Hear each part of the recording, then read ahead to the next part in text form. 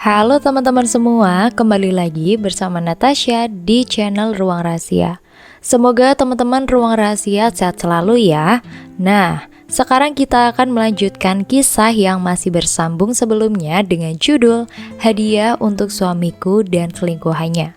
Kalau teman-teman Ruang Rahasia belum nonton episode sebelumnya, Natasha sudah mencantumkan linknya di deskripsi video ini. Yuk, simak ceritanya sampai selesai.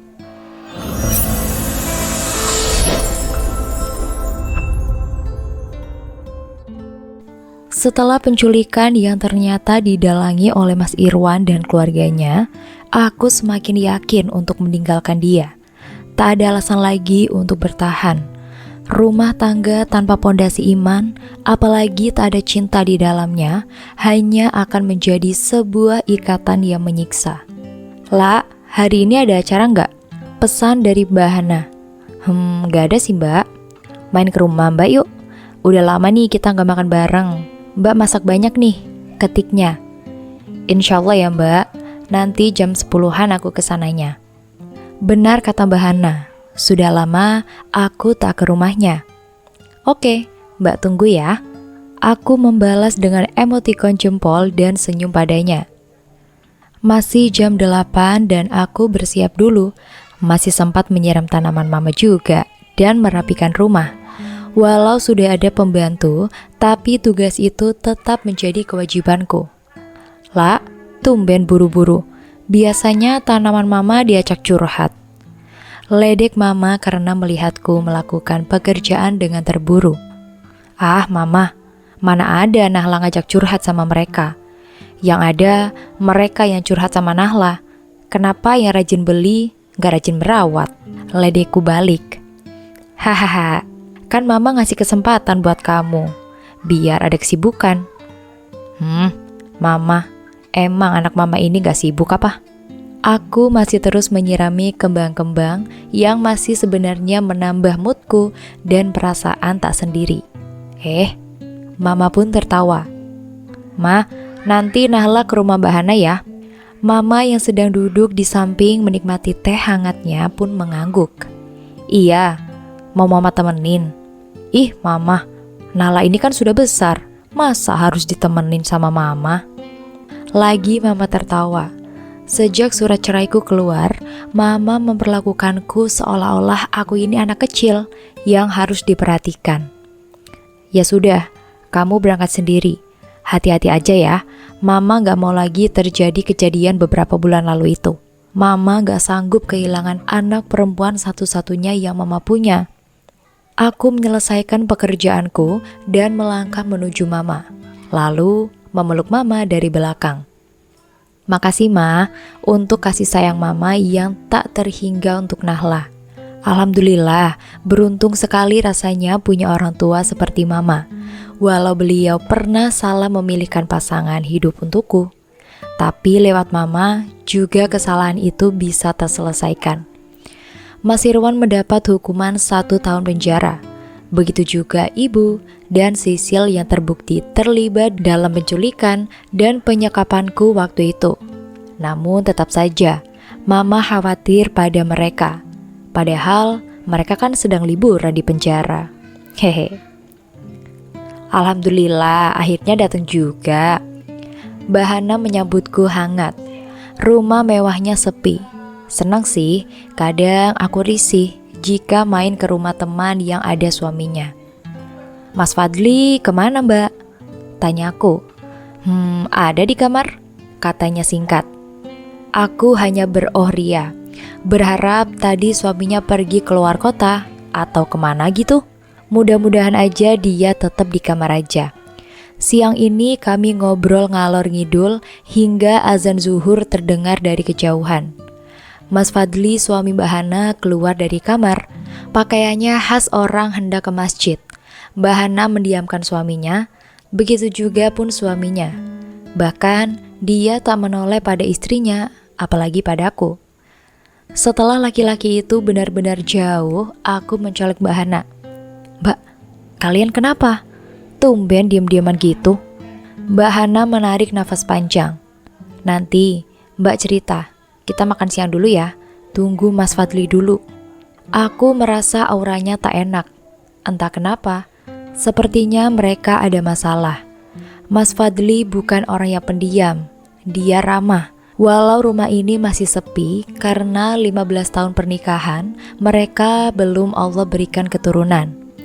Mas Fadli pun pulang dari masjid. "Mas, makan dulu," sapa Mbak Hana. Laki-laki itu berlalu masuk ke kamar. "Mbak, kalian tuh lagi ada masalah?" Tak berniat kepo masalah rumah tangga orang lain, tapi jika keadaan yang gak kondusif begini, seharusnya sebagai tamu aku harus tahu diri. "Enggak kok, cuma lagi ada beda pendapat aja.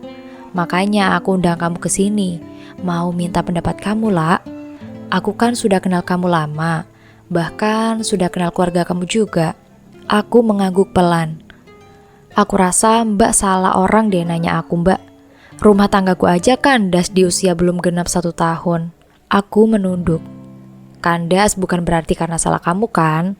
Emang salah dari pihak sana. Yuk, kita langsung makan aja. Aku panggil Mas Fadli dulu ya." Wanita itu bergegas masuk ke kamarnya, dan aku berjalan menuju meja makan. Biarlah menunggu mereka di sana aja sambil memainkan gawai. Ting! "Assalamualaikum dokter, semoga selalu dalam lindungan Allah dan dalam limpahan kasih sayangnya." Pesan kedua pun masuk lagi. "Insya Allah, minggu depan saya ada niat baik untuk datang ke rumah Dek Nahla bersama keluarga saya. Saya berniat ingin melamar adik untuk menjadi istri saya." Dak! Pesan yang membuatku salah tingkah, malu, dan ada bunga-bunga yang seketika bermekaran. Sadar Nahla, kamu baru saja menjadi janda. Apa tak memalukan langsung bahagia saat mendapat calon pengganti secepat ini? Aku belum menjawab pesan itu, tapi terus saja mengena kata demi kata yang si dia rangkai sederhana. Tapi tak sanggup membuatku seakan melayang, dan semoga nggak akan ada adegan pohon toge ya.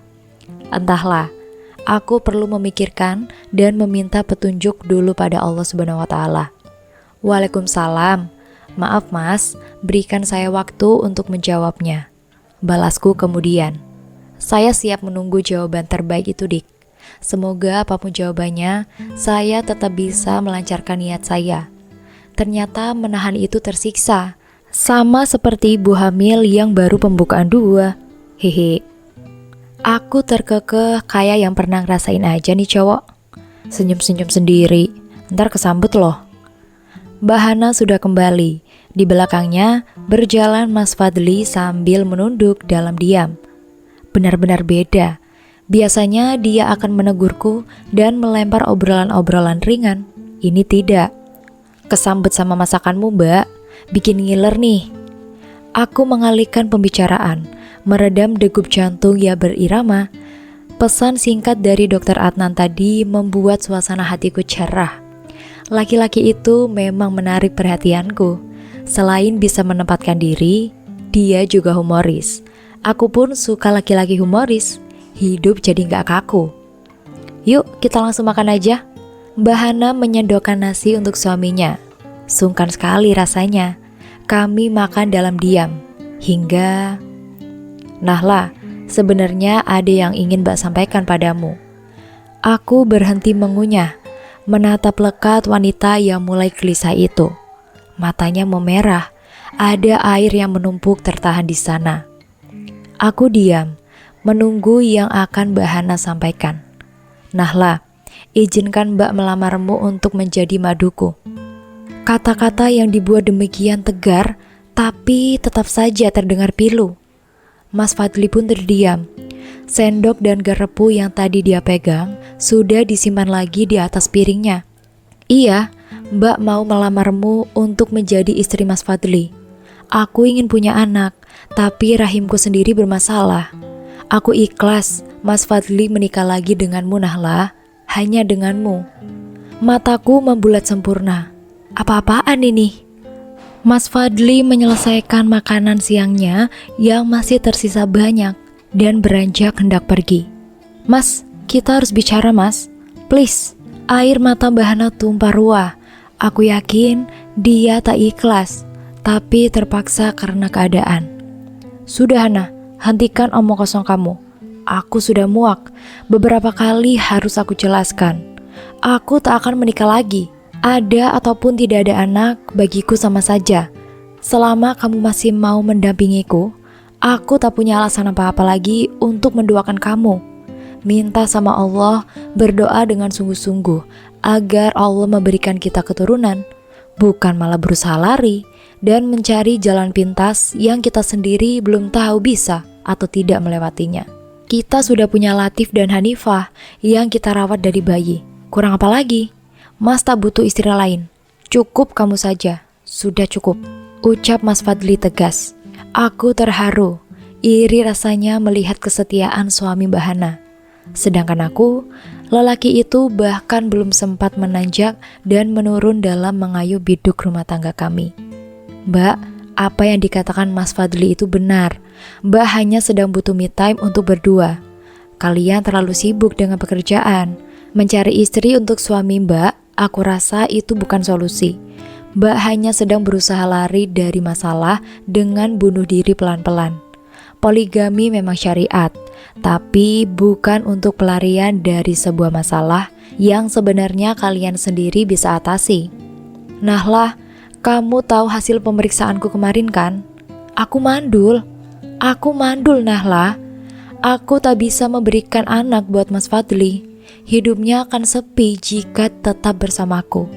Mbak Hana histeris, air matanya sudah mengalir deras.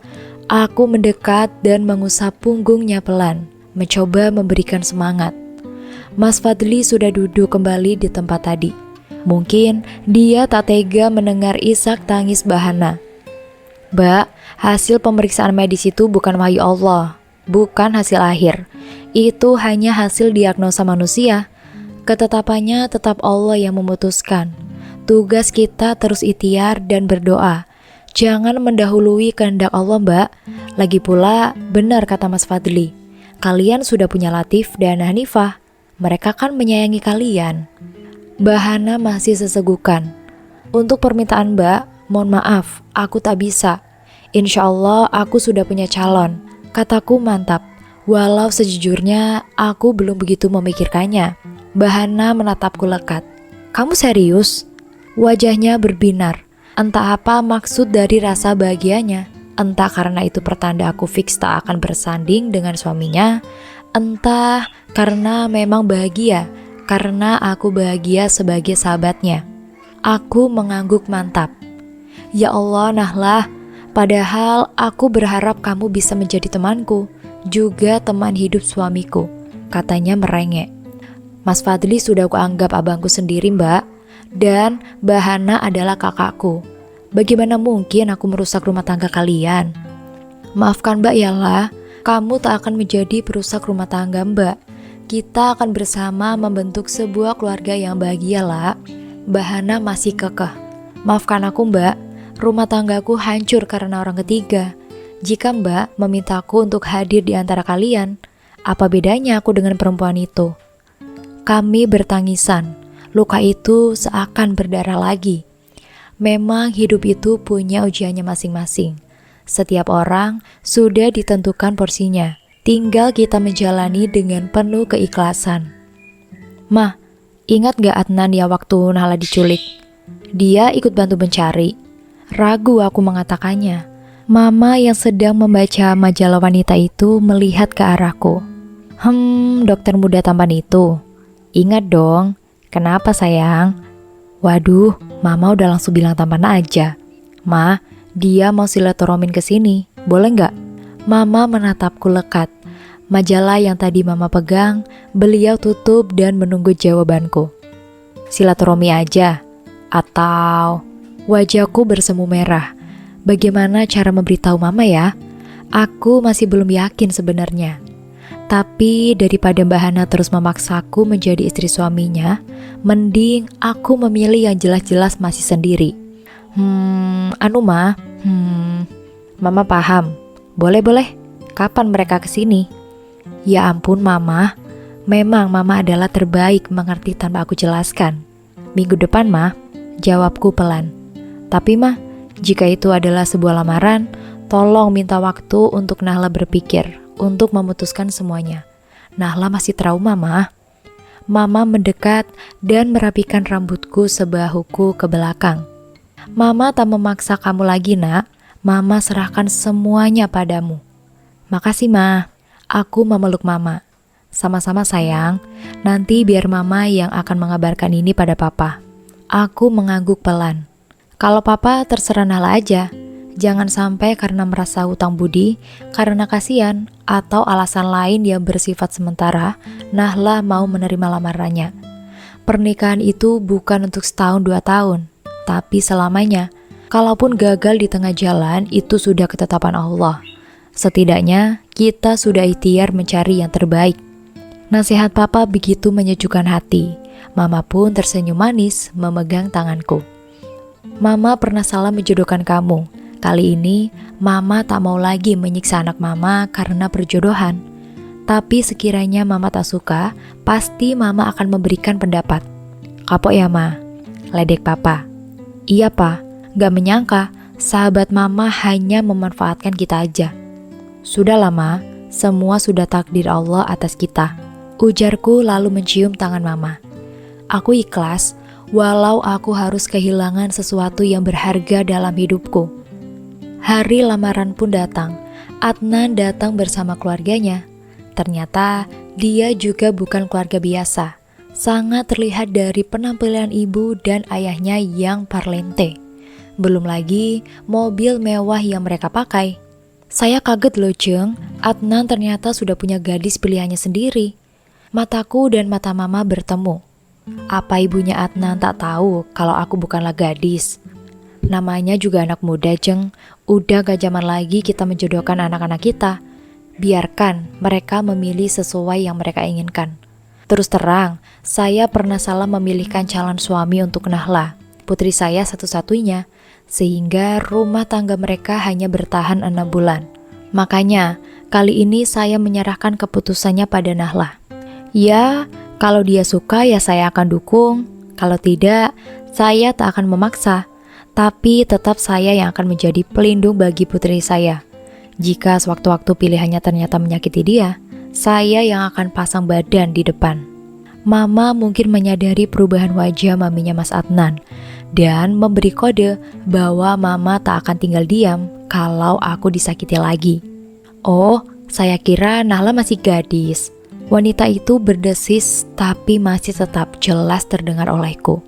Aku merunduk. Itu yang tak aku suka. Pasti Adnan menutupi keadaanku dari ibunya. Sebuah ragu mulai menyusup dalam hatiku. Mi, Adnan juga duda. Mami harus ingat itu. Berisik Mas Adnan. Tapi kenapa kamu gak bilang terlebih dahulu pada Mami? Aku berusaha tersenyum. Sebenarnya kami hanya rekan kerja aja, Bu. Dan mungkin sampai nanti pun akan begitu. Aku menghela nafas panjang. Kalau gitu saya pamit dulu ya, Bu. Pak, Mas. Nahla mau kemana? Wajah Mas Adnan terlihat muram. Mau istirahat dulu, kataku cuek.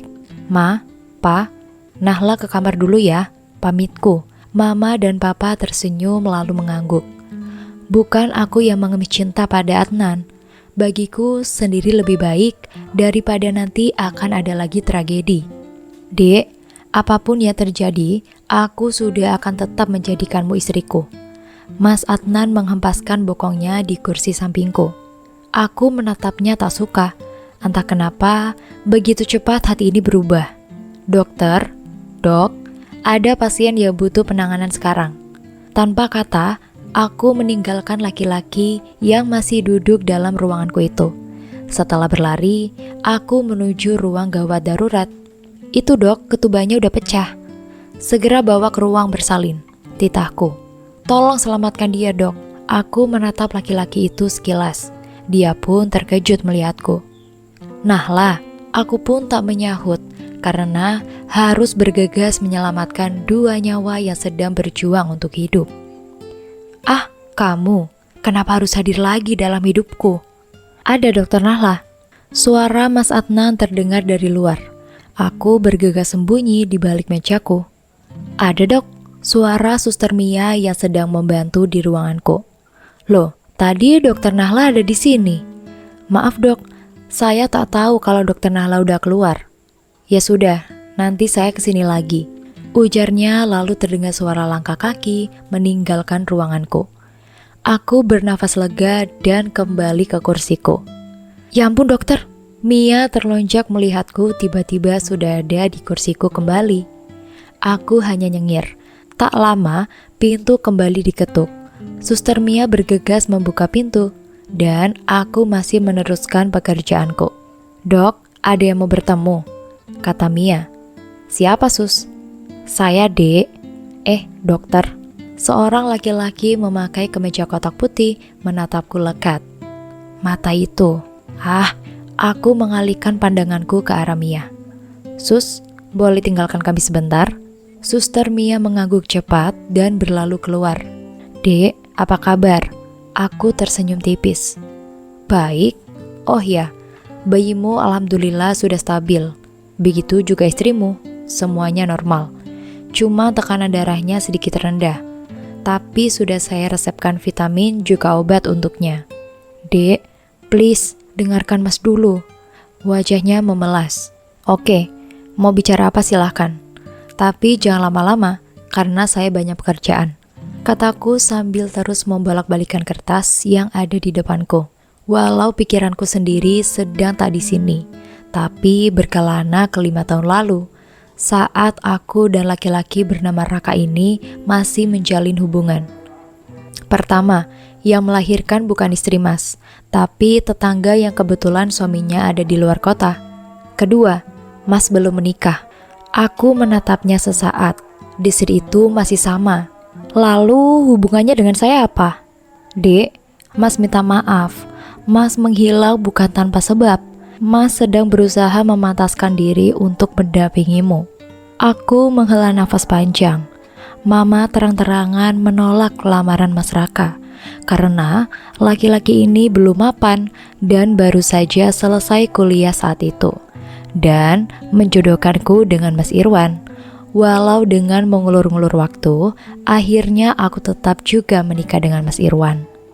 Masa lalu mas, pungkasku, aku sudah tahu semua tentang kamu. Aku tetap ingin melamarmu Nahla.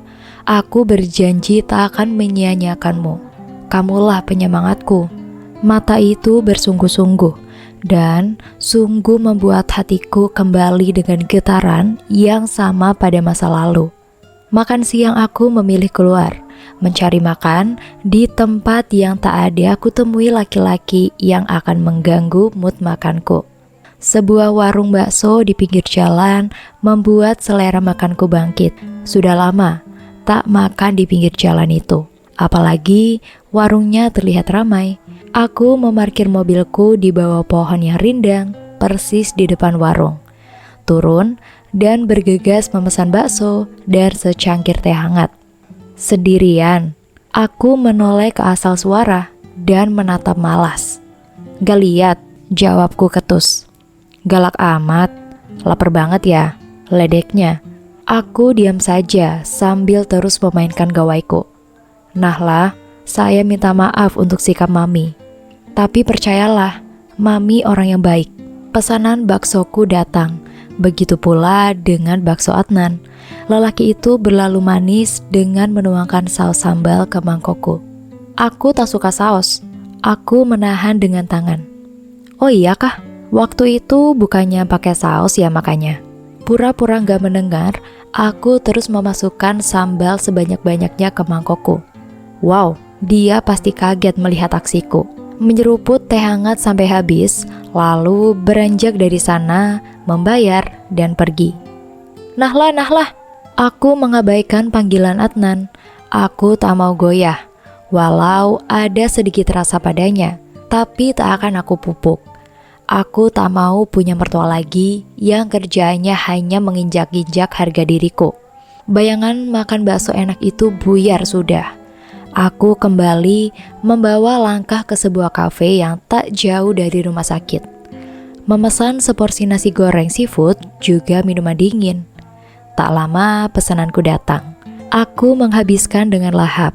Kesehatan perlu dijaga, walau keadaan hati sedang tak baik-baik saja. Setelah makan siang, aku kembali ke rumah sakit. "Dok, ada titipan," Mia cengengesan.